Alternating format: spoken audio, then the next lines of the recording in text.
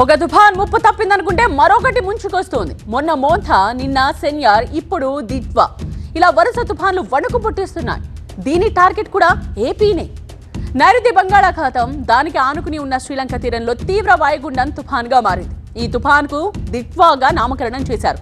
ఉత్తర తమిళనాడు, పుదుచ్చేరికి ఆనుకుని ఉన్న దక్షిణ కోస్తా తీరం వైపు గంటకు 15 కిలోమీటర్ల వేగంతో తుఫాన్ కదులుతోంది.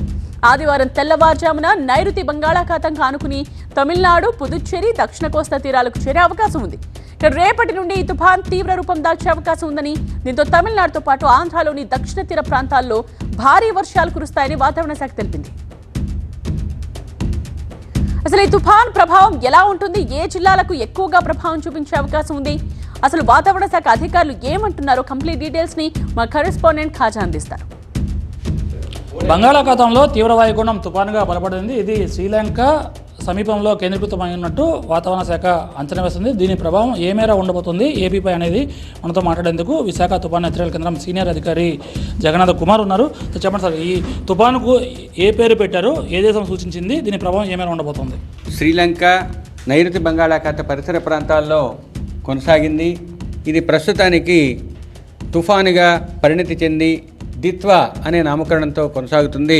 ఇది యెమెన్ దేశం సూచించిన పేరు. ఈ దిత్వా సైక్లోను లేదా తుఫాను ప్రస్తుతానికి 610 కిలోమీటర్ల, పుదుచ్చేరికి 610 కిలోమీటర్ల దూరంలోను, చెన్నైకు 700 కిలోమీటర్ల దూరంలోనూ కొనసాగుతుంది.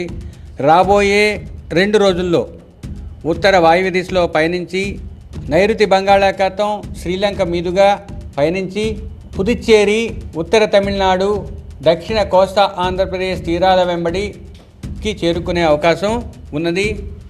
దీని ప్రభావం వలన రాష్ట్రంలో వర్షపాతం యొక్క విస్తృతి పెరిగే అవకాశం ఉంది. ముఖ్యంగా ఉత్తర కోస్తా జిల్లాలో రేపు 1-2 చోట్ల, ఎల్లుండి కొన్ని చోట్ల, తదుపరి 3వ రోజు, 4వ రోజు నుంచి పెరిగే అవకాశం ఉంది.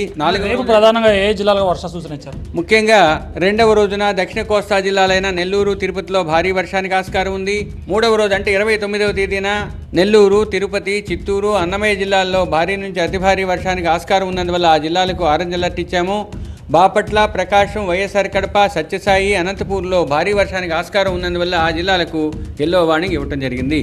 ఇక 4వ రోజు అనగా 30వ తేదీన ప్రకాశం, నెల్లూరు, తిరుపతి, చిత్తూరు, అన్నమయ్య, కడప జిల్లాల్లోని 1-2 చోట్ల భారీ నుంచి అతి భారీ, కొన్ని చోట్ల అత్యంత భారీ 1-2 చోట్ల పడే అవకాశం ఉన్నందువల్ల ఆ జిల్లాలకు రెడ్ అలర్ట్ ఇవ్వటం జరిగింది. అధికారులంతా అప్రమత్తంగా ఉండాలి, ఆయా జిల్లాల్లోని ప్రజలు కూడా అప్రమత్తంగా ఉండాలని అధికారులు సూచిస్తూ ఉన్నారు. కెమెరా పర్సన్ భాస్కర్తో ఖాజా టీవీ 9 విశాఖపట్నం.